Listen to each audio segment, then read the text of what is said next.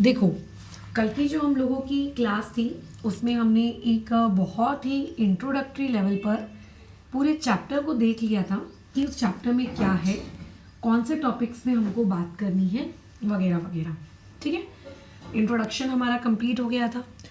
तो आज हम लोग 13.13 वाला सेक्शन कंटिन्यू करने जा रहे हैं। इस पर्टिकुलर सेक्शन में हमको पढ़ना क्या है, ये क्या है ये सेक्शन। तो बेसिकली ये जो आपका सेक्शन है ये हम लोगों को बताता है एक बहुत ही माइनर डिफरेंस एक वर्ड हेल्दी के बीच में और दूसरा वर्ड डिसीज फ्री के बीच में। ठीक है, जैसे हम लोग बोलते हैं ना, अरे यार ये बंदा तो बहुत ही हेल्दी है, जैसे हम बोलते हैं ना कि अरे मेरे को तो कोई बीमारी नहीं है। तो क्या हेल्दी वर्ड का मतलब और क्या डिसीज फ्री का मतलब, ठीक है, आपका सेम होता है?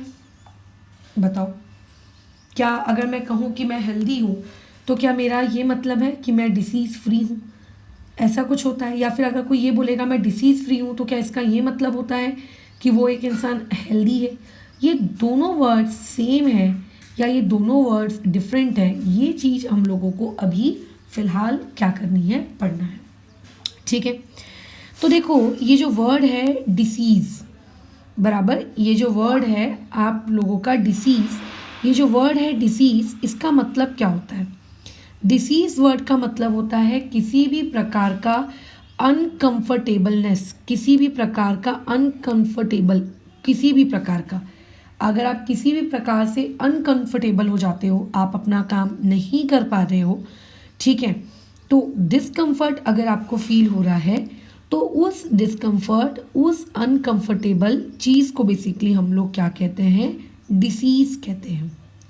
ज़रूरी नहीं है कि डिसीज़ आपकी फ़िज़िकल हो, डिसीज़ मेंटल भी होती है। मान लेते हैं एक इंसान डिप्रेशन में है, उदास है, एंग्जाइटी है, गुस्सा बहुत करता है, तो वो भी एक प्रकार की डिसीज़ है, क्योंकि उस वक्त वो स्टेबल नहीं है, वो कंफर्टेबल नहीं है, वो डिस्कम्फर्ट में है। ठीक है, तो इन सारी चीज़ों को हम लोग क्या कहते हैं, डिसीज़ कहते हैं। लेकिन अगर मान के चलो अभी मैं कह रही हूँ कि मेरी बॉडी में कोई डिसीज़ नहीं है, मेरे को कोई बीमारी नहीं है, तो क्या मैं एक हेल्दी हूँ? ठीक है, क्या मैं हेल्दी हूँ? अगर मुझे बीमारी नहीं है तो, फॉर एग्जांपल मुझे कोई बीमारी नहीं है तो क्या मैं हेल्दी हूँ, ये क्वेश्चन। मान लेते हैं कि कोई एक लेडी है जिसको कोई बीमारी नहीं है बट उसके घुटनों में बड़ा दर्द होता है, ठीक है, तो क्या वो हेल्दी है? नो, वो हेल्दी नहीं है। डिसीज़ उसको नहीं है बट फिर भी वो हेल्दी नहीं। क्यों? क्योंकि उसकी जो है पाँव में दिक्कत है। मान लेते हैं मेरा गला बैठ जाता है ना, जैसा कि मैंने आपको लास्ट क्लास में बताया था, मेरी आवाज़ बंद हो जाती है, तो क्या मैं हेल्दी हूँ? बिल्कुल नहीं। क्यों? क्योंकि मेरे जो वोकल कॉर्ड है उस पर थोड़ा से अगर प्रेशर पड़ता है तो वो बेकार हो जाती है। तो एक्चुअल में हेल्थ वर्ड का जो मीनिंग है ये पर्सन टू पर्सन वेरी करता है। मेरे को मेरे पाँव हाथ नहीं दुखते तो मुझे लगता है कि मैं हेल्दी हूँ, बट मेरा गले का प्रॉब्लम है। अगर किसी के गले का प्रॉब्लम नहीं है तो उसके पाँव हाथ दुख रहे हैं तो उसके लिए पाँव हाथ वाला प्रॉब्लम है। किसी को मान लेते हैं ना गला दुख रहा है ना उसके पाँव हाथ दुख रहे हैं, मान लेते हैं उसका सर दुख रहा है तो हो सकता है माइग्रेन हो, तो उसके पास उसका हेल्दी वो भी नहीं है। तो ये जो वर्ड होता है, ठीक है, ये वर्ड होता है हेल्दी। हेल्दी का वर्ड का मतलब ये नहीं होता है कि इस इंसान को बीमारी नहीं है। किसी भी प्रकार का अगर आपको डिस्कम्फर्ट है, ठीक है, किसी भी प्रकार का अगर आपको डिस्कम्फर्ट है तो वो डिस्कम्फर्ट बेसिकली क्या कहलाएगा, आपका अनहेल्दीनेस की निशानी कहलाएगी। भले ही वो आपकी डिसीज़ नहीं है बट स्टिल आपकी बॉडी उसको एक्सेप्ट नहीं कर रही। खत्म। अब हम लोगों का जो मेन इंपॉर्टेंट सेक्शन है दैट इज़ 13.2, जहाँ पे हम लोग अलग अलग डिसीज़ के बारे में पढ़ेंगे और उनके बेसिक्स के बारे में जानेंगे। इस टॉपिक पे हम लोग मूव करते हैं।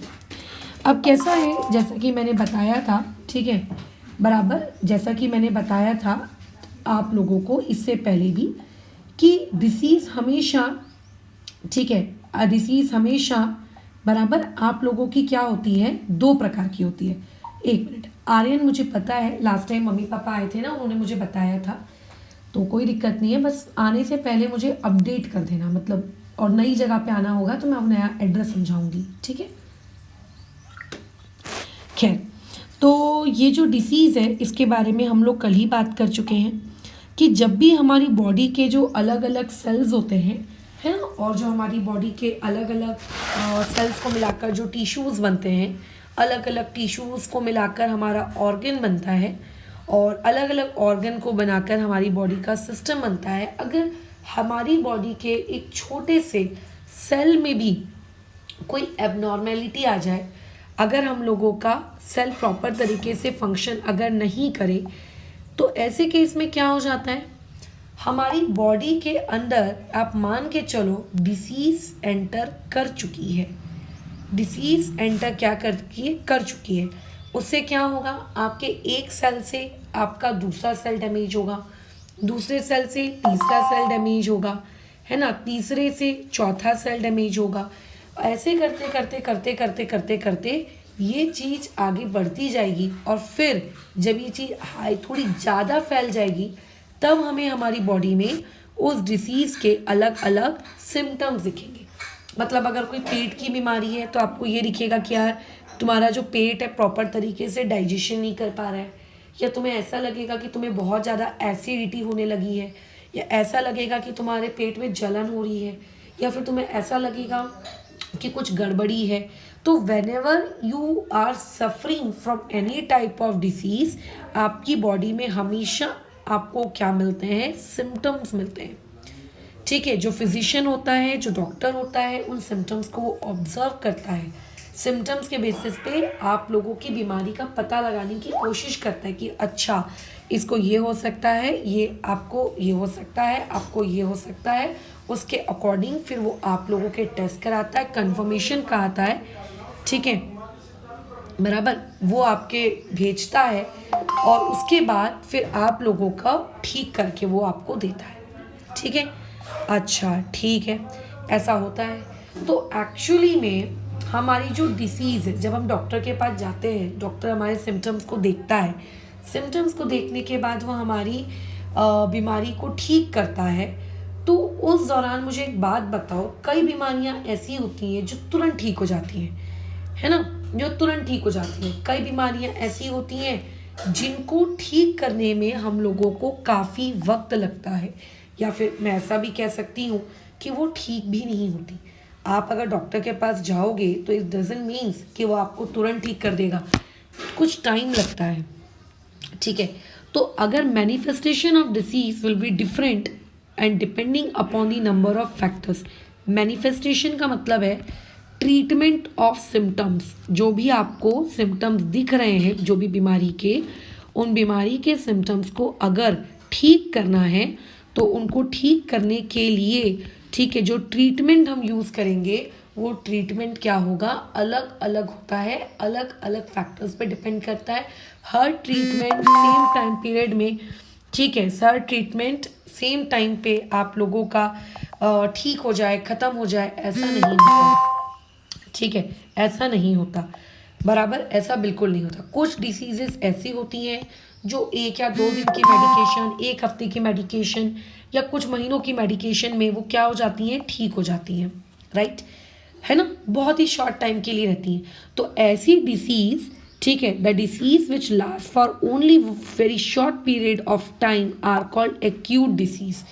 जैसे कभी सर्दी हो गई, कभी हल्का फुल्का बुखार आ गया, है ना, कंजंक्टिवाइटिस हो गया, ये ऐसी छोटी मोटी बीमारियां जो कम समय के लिए रहती हैं, उन्हें हम लोग कहते हैं एक्यूट डिसीज़। बट कई डिसीजेस ऐसी होती हैं जो कि लाइफ टाइम रहती है या फिर बहुत लंबे समय तक रहती है। तो ऐसी डिसीज़ जो बहुत लंबे समय तक एग्जिस्ट करती है उनको बेसिकली हम लोग कहते हैं क्रोनिक डिसीज़।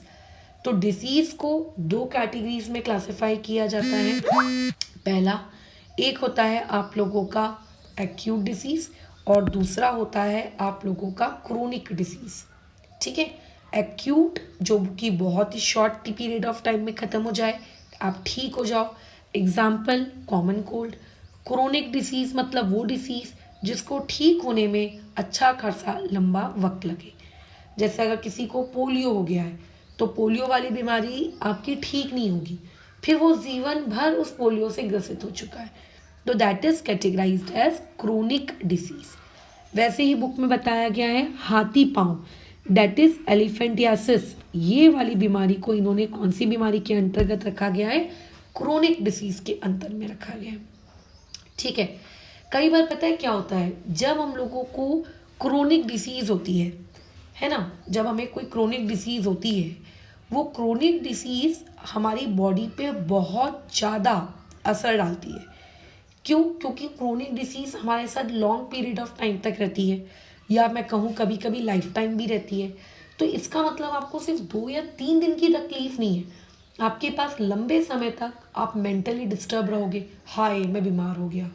आप पे फाइनेंशियल स्ट्रेस आएगा कि बीमारी है, पैसा लग रहा है। आपकी फैमिली पे स्ट्रेस आएगा कि मेरे घर का एक बंदा बीमार है ना। तो एक्चुअली जो क्रोनिक डिसीजेज होती हैं, ये क्रोनिक डिसीजेस हमारे पूरे सोशल, मेंटल और फिजिकल हेल्थ के लिए क्या रहती है? बेटर नहीं रहती। अगर हम किसी एक्यूट डिसीज से गुजर रहे हैं, जैसे मान लेते हैं मुझे सर्दी और जुकाम हो गया, एक्यूट डिसीज कितने दिन रहेगी? 2 दिन रहेगी, 3 दिन रहेगी, 4 दिन रहेगी। 2 दिन, 3 दिन, 4 दिन में मुझको असर पड़ेगा, मैं बीमार रहूँगी। आफ्टर 3 to 4 days मैं ठीक हो जाऊँगी। तो मेरी बॉडी पे कोई ऐसा मेजर इफेक्ट नहीं पड़ेगा, बट क्रोनिक डिसीज में ऐसा हो जाता है। बहुत बेकार फाइनेंशियल, सोशल और मेंटल, फिजिकल, ये सारी चीज़ें आप लोगों की इफेक्ट होती हैं, है ना। ऐसा कई बार जब हम लोग एक्यूट डिसीज को प्रॉपरली ट्रीट नहीं करते, ठीक है, जब हम लोग एक्यूट डिसीज को प्रॉपरली ट्रीट नहीं करते, तब वही एक्यूट डिसीज धीरे धीरे धीरे धीरे धीरे धीरे धीरे धीरे किस में हो जाती है? आप लोगों की क्रोनिक डिसीज में हो जाती है। तो अगर आप लोगों को कोई क्रोनिक डिसीज हो गई है, तो इस बात का हमको मान लेना चाहिए कि अब हम लोग लंबे समय तक, या फिर हो सकता है लाइफ टाइम तक, उस क्रोनिक डिसीज की वजह से हमारी जो हेल्थ रहेगी, हम लोगों की पुअर हेल्थ रहेगी। ठीक है, एक्यूट डिसीज के कंपेयर में क्रोनिक डिसीज का हमारी बॉडी पे लंबा असर होता है, और उससे हमको ठीक होने में, उससे हमको बचने के लिए काफ़ी लंबा समय व्यतीत करना पड़ता है। बट द पॉइंट इज कि आखिर डिसीज हुई कैसे? अगर हमको ये पता चल जाए कि डिसीज कैसे होती है, तो तुम्हें नहीं लगता कि हम अपने आप को उस डिसीज से बचा पाएंगे, है ना। तो देखो, कोई भी डिसीज आपकी होती कहाँ से? आपने 8th क्लास में भी पढ़ा होगा, अलग अलग प्रकार के माइक्रो ऑर्गेनिजम्स होते हैं। ये अलग अलग प्रकार के माइक्रो ऑर्गेनिजम्स, इनकी वजह से आपको डिसीज़ होती है। जैसे अगर आपको फंगल इन्फेक्शन हो गया, खुजली वुजली हो रही है ना, बैक्टीरियल इन्फेक्शन कभी कुछ हो गया, कभी आपने कहीं का गंदा खाना या गंदा पानी पी लिया, आपके पेट में कीड़े हो गए, या पेट से संबंधित कोई बीमारी हो गई, राइट।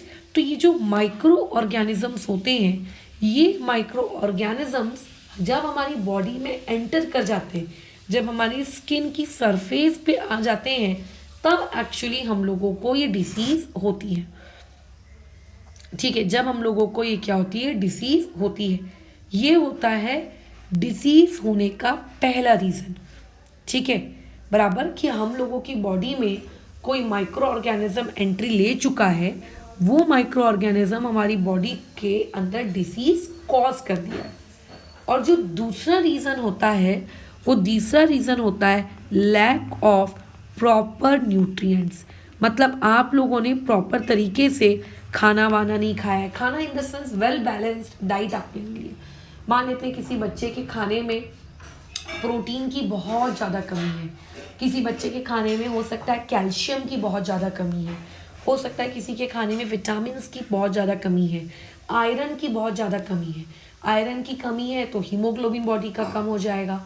हीमोग्लोबिन के कम होने से फिर जो जो बीमारियां होती हैं वो सारी तुमको पकड़ लेंगी। तो ऐसे केस में lack of proper nutrients in food, ये भी एक तरीके का बीमारी होने का रीज़न है। और दूसरा रीज़न जो कि बहुत ज़्यादा कॉमन है, माइक्रो ऑर्गेनिजम्स की वजह से। ठीक है, कई ऐसे लोग हैं हमारे इंडिया में या पूरे वर्ल्ड में, जिन्हें एक टाइम का या मैं कई कई कई दिनों तक प्रॉपर खाना ही नहीं मिलता। ठीक है, न्यूट्रिएंट वाला खाना तो मैं बोल ही नहीं रही हूँ, प्रॉपर खाने की बात कर रही हूँ, प्रॉपर खाने की बात, प्रॉपर खाना भी नहीं मिलता उन लोगों को, ठीक है। तो ऐसे में ये बोलना कि मैडम उनको न्यूट्रिएंट वाला खाना दो, ये तो सोचो वो कहाँ से उसको अफोर्ड कर पाएंगे, कहाँ से वो उसको मिला पाएंगे। तो लैक ऑफ प्रॉपर न्यूट्रिएंट ये भी बीमारी होने का एक रीज़न है। तीसरा रीज़न जो होता है वो होता है जेनेटिक, मतलब अगर कोई बीमारी मम्मी पापा को है तो वही बीमारी उनके बच्चे में भी ट्रांसफ़र हो जाएगी। अगर कोई बीमारी उनके पूर्वजों में होगी, मतलब दादा दादी नाना नानी उनके खानदान में किसी को भी, तो बिना माइक्रो ऑर्गेनिज्म के, बिना लैक ऑफ न्यूट्रिएंट्स के ये बीमारी अपने आप ऑब्वियस है कि एक पेरेंट से दूसरे पेरेंट, बच्चे से बच्चा, ऐसे करते करते करते करते बेबी के अंदर में या किसी दूसरे बॉडी के अंदर में एंट्री ले लेगी, ठीक है। ये आपका एक रीज़न हो सकता है ना। तो बेसिकली ये वो रीजंस हैं जिससे डिसीज होती है, ठीक है। अच्छा, चौथा रीज़न आप क्या दे सकते हो? पोवर्टी। अगर कोई एक इंसान गरीब है, उसके पास ठीक से पैसा नहीं है, तो वो क्या होगा, वो एक अच्छे माहौल में नहीं रह पाएगा। जिस जगह पे वो रह रहा होगा उसके आजू बाजू सोचो गंदगी होगी, गंदगी की वजह से उसकी बॉडी में क्या हो जाएगी, चली जाएगी डिसीज़। वो पानी जो पी रहा होगा हो सकता है वो पानी क्लीन ना हो, है ना। वो फूड जो खा रहा होगा हो सकता है आजू बाजू गंदगी हो रही हो, उसे मक्खी बैठ रही हो, वही फूड वो कंज्यूम कर रहा है, तो वैसे भी उसकी बॉडी में डिसीज़ चली जाएगी। तो कभी भी डिसीज़ होने के लिए कोई एक सिंगल फैक्टर नहीं होता, ऐसे न्यूमरस फैक्टर्स होते हैं जिनसे हमारी बॉडी में क्या हो सकती है, डिसीज़ हो सकती है, ठीक है। तो खैर ये हम लोगों का टॉपिक ऑफ डिस्कशन था। अब इस टॉपिक ऑफ डिस्कशन से आपके पेपर में सवाल क्या पूछा जा सकता है? देखो, ये वाले जो इनटेक्स्ट क्वेश्चंस हैं इनके नोट्स तो मैं आपको ऑलरेडी दे चुकी हूँ, बट अभी जो मैंने आपको पढ़ाया जितना टॉपिक कि what does disease look like, healthy and disease free, acute and chronic, acute chronic की एग्जांपल्स, एक्यूट क्रॉनिक का क्या असर पड़ता है, causes of disease, in paragraph से भी स्कूल एग्जाम्स में क्या किए जा सकते हैं, आप लोगों को क्वेश्चन पूछे जा सकते हैं। जैसे आपसे पूछ लिया जाएगा give 2 examples of chronic disease, तो ये एलिफेंटिसिस, ये हमारी सीडी है, क्रॉनिक डिसीज है। इसके अलावा यहाँ पे जो ये वर्ड दिख रहा है ट्यूबरक्लोसिस, ये ट्यूबरक्लोसिस हम लोगों की क्या है, क्रॉनिक डिसीज है। ये इस तरीके से है ना। तो इन पैराग्राफ्स में से क्या क्या क्वेश्चन पूछे जा सकते हैं इस वीडियो में उसके नोट्स रहेंगे। अगर कुछ पूछे जा सकते होंगे तो जैसे define acute, define chronic, give 2 examples वगैरह वगैरह, तुम्हें वो चीज़ें अपनी नोट्स कॉपी में लिखनी है, या फिर तुम अपनी एनसीईआरटी की टेक्स्ट बुक में भी लिख सकते हो, बट मैं प्रेफर करूँगी दोनों जगह लिखो, ठीक है। तो फिलहाल अभी इस डिस्कशन को हम लोग यहाँ रोकते हैं। इसके आगे की क्लास में अब हम लोग कल कंटिन्यू करेंगे, जहाँ पर हम infectious and non infectious disease के बारे में पढ़ेंगे, ठीक है। और उसके बाद डिटेल में जाएंगे कि अच्छा इन्फेक्शियस क्या होता है, नॉन इन्फेक्शियस क्या होता है, वगैरह वगैरह।